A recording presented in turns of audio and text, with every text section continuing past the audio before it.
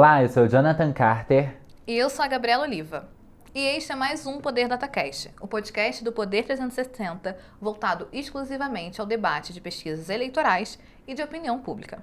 O programa está sendo gravado no estúdio do Poder 360 em Brasília, em 16 de dezembro de 2021, e irá tratar sobre o atual cenário epidemiológico de Covid-19 no Brasil. Para ficar sempre bem informado, inscreva-se no canal do Poder 360, ative as notificações e não perca nenhuma informação relevante. O Poder DataCast recebe neste episódio a biomédica e pesquisadora da Universidade Federal do Rio Grande do Sul, Melanie Fontes Dutra. Melanie também integra a Rede Análise Covid-19. Também conversaremos com o Rafael Rangel, virologista e coordenador do curso de Biomedicina do IBMR, o Instituto Brasileiro de Medicina e Reabilitação. Para começar, saiba os principais dados do Poder Data, apresentados pelo jornalista Rafael Barbosa. Pesquisa Poder Data, realizada de 6 a 8 de dezembro de 2021, mostra que 49% da população brasileira está muito preocupada com a variante Ômicron do coronavírus. Outros 34% disseram estar mais ou menos preocupados, enquanto 16% afirmaram estar pouco ou nem um pouco preocupados. Os que não souberam responder foram 2%. O Poder Data também perguntou aos entrevistados sobre os planos de viagem e a realização de festas presenciais nas celebrações de fim de ano. Os resultados mostram que 16% dos brasileiros pretendem viajar no Natal ou no Réveillon. A taxa é o dobro da registrada em 2020. Em outra pergunta, a pesquisa mostrou que 87% da população se opõe à realização do Carnaval em 2022. Outros 9% são favoráveis e 4% não souberam responder. O levantamento ouviu 3.000 pessoas em 489 municípios, nas 27 unidades da federação. A margem de erro é de 1,8 ponto percentual para mais ou para menos. Neste primeiro bloco, a entrevistada será a biomédica Melanie Fontes Dutra. Obrigado por ter aceitado o convite, seja bem-vinda ao Poder DataCast. Obrigado também a você, web espectador, que acompanha o programa. Melanie, muito obrigada por ter aceitado o convite do Poder DataCast. Eu que agradeço, prazer estar aqui com vocês. Melanie, pesquisa do Poder Data mostra que 49% dos brasileiros estão muito preocupados e 34% estão mais ou menos preocupados com a variante Ômicron. Como a senhora interpreta esses números? Bem, eu acho que existe sim motivo de preocupação pelos dados que a gente está observando em outros países, até mesmo com os dados que nós estamos começando a ver aqui no país, que são muito iniciais nesse momento, mas existe sim um espaço para preocupação que é necessário. As pessoas não podem descuidar agora e flexibilizar demais, porque corremos o risco de ver uma nova onda a partir dessa variante. Mas, ao mesmo tempo, também acho que há um lugar para certo otimismo, porque, felizmente, estamos vendo que as vacinas mantêm um potencial de proteção, especialmente para a doença, né? E tornando ainda mais necessária a terceira dose para reforçar essa proteção. Mas a gente sempre bate na tecla de que vacinação sozinha não é a nossa resposta. A gente precisa da vacinação e também das medidas de proteção. Por isso que essa preocupação ela é importante e pode acabar norteando as pessoas para que elas mantenham os cuidados que precisam ser mantidos. A pesquisa Poder Data mostra também que a apreensão sobre a nova variante é maior entre mulheres, jovens de 16 a 24 anos e moradores da região Nordeste. Por quê? Bom, acho que deve ter muitos motivos sociais, culturais. Eu não saberia dizer exatamente, pois não é da minha expertise uma análise minuciosa como essa. Melanie, quais são os principais receios da comunidade científica com a nova cepa? Com certeza, o principal receio é esse potencial de transmissão que ela tem. A gente ainda tem, infelizmente, um número considerável de pessoas que ainda não se vacinaram ou que não completaram seu esquema de vacinação. Então, são pessoas que estão vulneráveis, que são suscetíveis a não só se infectar, como também de ter a doença. Então, isso também leva uma repercussão nas hospitalizações. Então, existe um espaço para essa variante ainda ganhar uma velocidade de transmissão aqui no país, e é justamente por isso que a gente precisa conscientizar essas pessoas a buscarem a vacinação, a completarem seu regime e a fazerem a terceira dose, para que quando essa variante começar a encontrar um espaço aqui, que esse espaço seja muito reduzido, que a gente consiga atenuar ao máximo o impacto dela, como a gente conseguiu em algum nível com a Delta. A onda da Delta foi muito diferente da onda da Gama aqui no país, porque nós já tínhamos muita gente vacinada. Então, acredito que essa preocupação maior é por conta dessa transmissão e também por conta desse escape parcial das vacinas, o que não significa que as vacinas perderam sua capacidade de proteger. Pelo contrário, elas seguem protegendo. Mas justamente isso, as pessoas que não completaram seus regimes vacinais, elas ainda têm um risco de acabar se infectando. Por isso que a gente pede para as pessoas seguirem se cuidando e irem atrás da completude desses regimes. O Poder 360 mostrou que 55% dos aptos foram vacinados com a dose de reforço. Como esse dado pode ser lido quanto à cobertura vacinal do país e também a proteção contra as novas cepas? Bom, com certeza a gente tem aí um contingente que é bastante significativo e importante. Ele precisa ser aumentado, precisa ser expandido para outras faixas etárias. E agora, com a aprovação da Anvisa para a vacinação de crianças de 5 a 11 anos, isso também precisa ser colocado em prática e ser parte da estratégia do país de controle da transmissão e da doença por parte desse vírus. Então, com certeza, é um número que é bastante significativo, mas ainda baixo. Precisamos aumentar esses valores para termos uma proteção adequada contra essa variante e possíveis outras que possam aparecer no caminho. Ainda nessa linha, estamos próximos às festas de fim de ano, como Natal e Réveillon. O Brasil pode passar por um pico de casos pela Omicron? É possível, é bastante possível. Como eu mencionei, há espaço para isso acontecer. Temos ainda um número de pessoas que não se vacinaram, que não completaram seu regime vacinal. Então, são pessoas que têm um certo grau de suscetibilidade à infecção e também à doença. Então, é muito importante que a gente preze por cuidados nesse momento, que são possíveis de serem feitos, ao mesmo tempo em que as pessoas podem acabar se reunindo em grupos pequenos para celebrar esse momento. Então, é muito importante que as pessoas priorizem ambientes abertos e bem ventilados, usem máscara PFF2 bem ajustadas a todos os momentos. Quando for fazer a ceia ou comer, beber alguma coisa, pratique o distanciamento, some camadas de proteção. Então, é possível a gente fazer pequenos encontros sem aglomeração e manter os cuidados para reduzir ainda mais os riscos de uma possível transmissão e um possível surto dessa variante ou de outra variante do SARS-CoV-2. O Poder Data também mostrou que a preocupação com a nova cepa é maior entre os que têm avaliação desfavorável ao trabalho do presidente Jair Bolsonaro. Por quê? Bom, acho que a gente já entra numa questão política também, e eu posso falar pela questão científica. Acredito que algumas das atitudes tomadas por parte do governo possa não ter sido apreciada por esse grupo de pessoas, ou esse grupo de pessoas pode achar que essas tomadas de decisão foram insatisfatórias comparado à necessidade de resposta de pandemia que nós tivemos.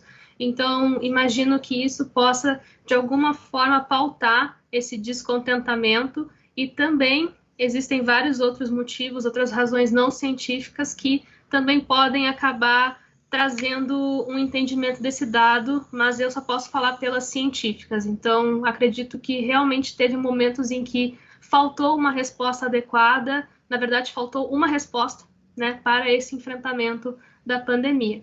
Melanie, muito obrigada pela sua conversa com o Poder Datacast.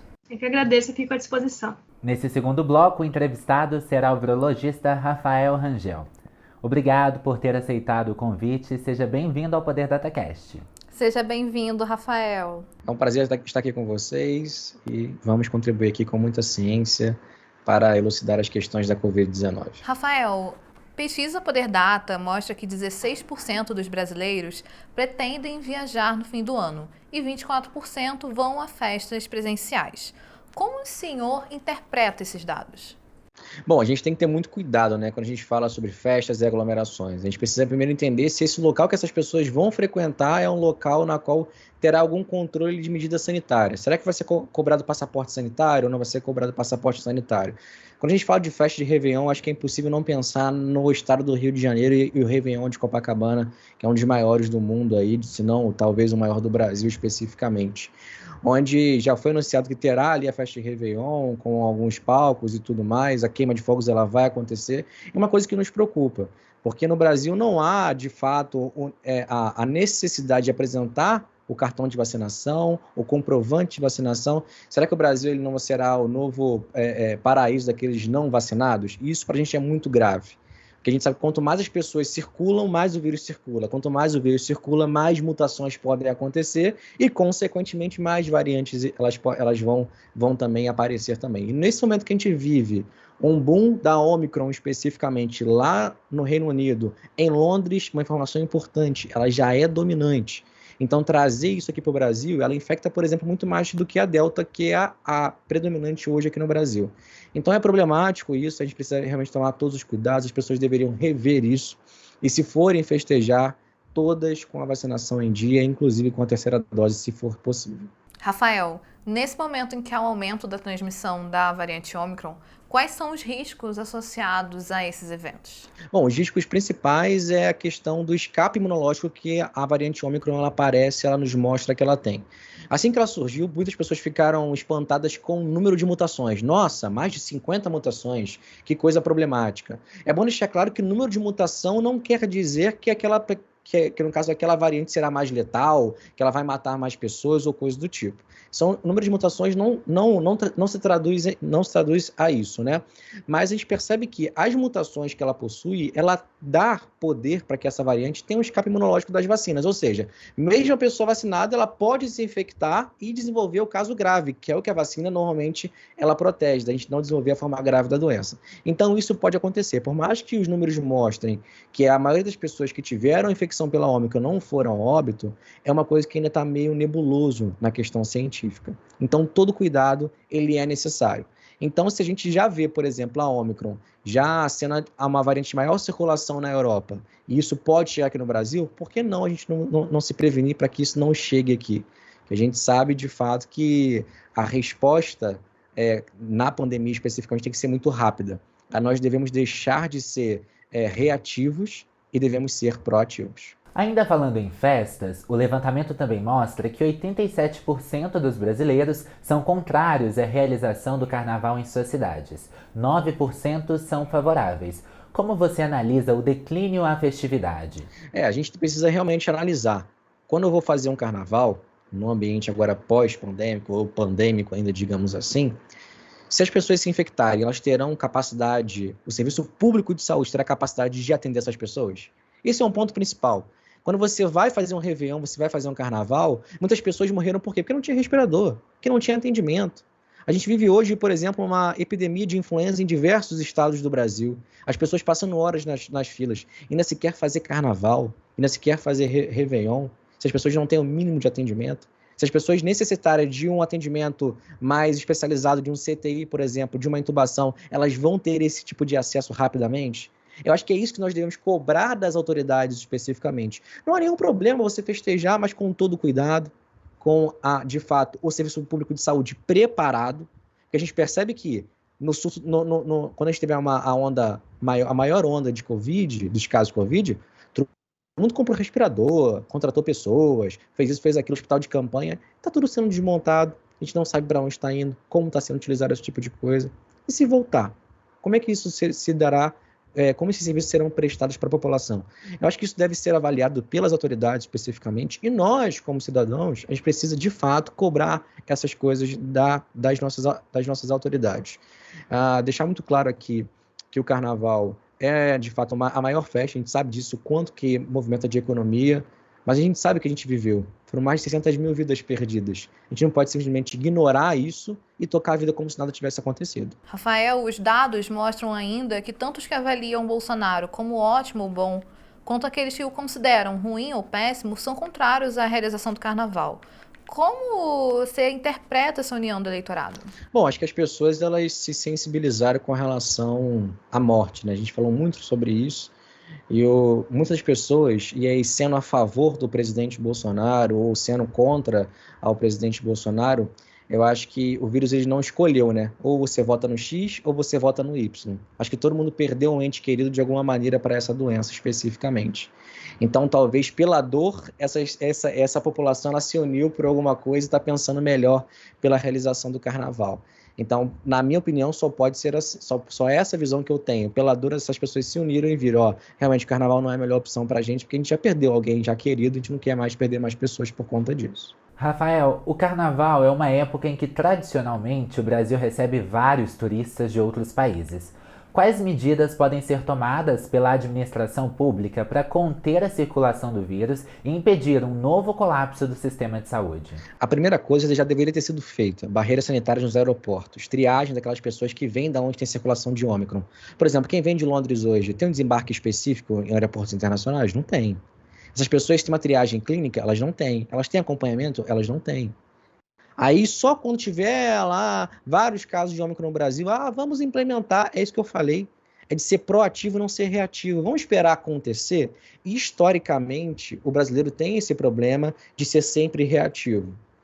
Por isso que o Brasil, especificamente, tem muitas farmácias, né? A gente espera primeiro dar problema para depois procurar um medicamento. Não tem como resolver, a gente dá um jeitinho aqui e por aí vai. Então, essas medidas de barreiras sanitárias nos aeroportos e educação daquelas pessoas que chegam ao Brasil, a gente não está tendo. Então, a gente precisa, o quanto antes, implementar essas barreiras, não só nos aeroportos, mas também, chegando agora, Réveillon, nos portos. São diversos navios transatlânticos que chegam com diversos turistas de diversos locais do mundo. E transatlânticos são ótimos lugares para que a doença se propague. São pessoas, um aglomerado de pessoas, vivendo num ambiente fechado, que são os transatlânticos, com quartos pequenos, onde tem uma circulação grande de pessoas. A gente tem um problema muito grande com isso. E a gente precisa, então, de fato, o quanto antes, isso já deveria estar acontecendo. Vou frisar isso aqui sempre. Isso já deveria estar acontecendo e não está acontecendo. Essas pessoas que chegam não estão sendo monitoradas. A gente precisa monitorar para que isso não se alastre aqui no nosso país. Ainda sobre a festividade, o carnaval geralmente tem 3 tipos de celebração: os desfiles das escolas de samba, festas em locais fechados, como clubes, e blocos de rua. Alguma dessas opções são seguras? Elas são seguras. E eu vou trazer uma questão aqui que muitas pessoas falam e eu discordo completamente.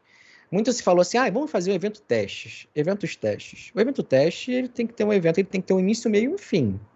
Porque o evento teste, simplesmente, as pessoas fazem um evento, vai quem quer, compra ingresso, vai, saiu, não testa antes de ir, não testa depois de ir. Porque se é um teste, eu preciso testar antes de ir para esse evento, ou negativo. Fui, depois testei, deu negativo também, beleza, meu evento foi um sucesso. Agora, simplesmente as pessoas não têm testagem nenhuma para ir, nem quando saem do evento, então a gente precisa, então, ter medidas especificamente. Eu participei de um evento na semana passada em São Paulo, foi um evento com mais de 1.000 pessoas. Nós éramos testados todos os dias. Todos os dias. Então, hoje, por exemplo, Londres, por exemplo, que eu sempre vou citar aqui, porque é onde a Ômicron está em maior circulação, Londres é um dos países que mais testa, uma das localidades que mais testa no mundo. Eles já estão dizendo que eles estão sem capacidade de testagem, mas eles têm uma vigilância genômica muito boa, que é através da testagem especificamente. Eu não vejo, por exemplo, problemas em ter um desfile de carnaval, onde todos os integrantes que vão desfilar, eles sejam testados. E a arquibancada, por exemplo, ela seja fechada, as pessoas acompanham pela televisão. Tem como a gente fazer isso? Tem como a gente fazer isso. Agora, será que há interesse de se fazer isso? Ou interesse simplesmente ignorar todas essas medidas e não, vamos fazer o carnaval porque tem que acontecer o carnaval, porque 2 anos sem carnaval já é muita coisa. A gente entende, respeita todos que trabalham com carnaval, mas também tem que entender novamente o que a gente passou. Será que a gente quer voltar a viver aquilo? A gente também tem que destacar que o Brasil vacina muito bem. Isso é um ponto que deve ser destacado. Do meio do ano para cá, especificamente, o Brasil ele deu um salto de vacinação. A gente já passa percentuais, por exemplo, de Estados Unidos. O brasileiro ele vem fazendo história na vacinação de Covid, especificamente, com coisa que a gente já fazia lá atrás. O Brasil sempre foi um país que vacinou muito bem. A gente precisa manter nessa vacinação, inclusive com a 3ª dose. Se a gente conseguir fazer isso quanto mais rápido possível, aí sim eu vislumbro uma condição de um carnaval, talvez um desfile em local aberto com pessoas ali utilizando máscaras vacinadas, talvez um local fechado controlado com algumas pessoas, a gente pode vislumbrar cenários positivos nesse sentido. Falando sobre vacinação, a pesquisa mostra que só 2% dos brasileiros não querem se vacinar. Ainda assim, 45% dos brasileiros aptos não receberam a dose de reforço. Ao que você atribui essa discrepância? Bom, a gente precisa entender que quando a gente fala de vacinação, muitas das vacinações, elas acontecem em unidade básica de saúde, a gente fala de atenção primária. E tem muitas capitais, por exemplo, eu tive com um colega de uma capital, Belém. Belém é uma capital grande, com mais de 1 milhão de habitantes. A cobertura da atenção primária lá não chega nem a 40%, ou seja, 60% daquela capital, ela não tem cobertura de postos de saúde em bairros. Então a pessoa ela vai trabalhar. E quando ela volta, aonde estava vacinando já esgotou, por exemplo. Então, muitas pessoas estão nesse sentido, trabalhando direto, não estão conseguindo se vacinar, porque às vezes a vacinação é somente de segunda a sexta, não tem sábado e domingo. E também há uma falha do serviço de saúde no monitoramento. Saber quem são essas pessoas que não vacinaram, quem são essas pessoas que não voltaram para a segunda dose. Ter uma equipe de telefonia para entrar em contato, agente comunitário de saúde para visitar essas pessoas, entrar em contato para trazer elas para vacinação.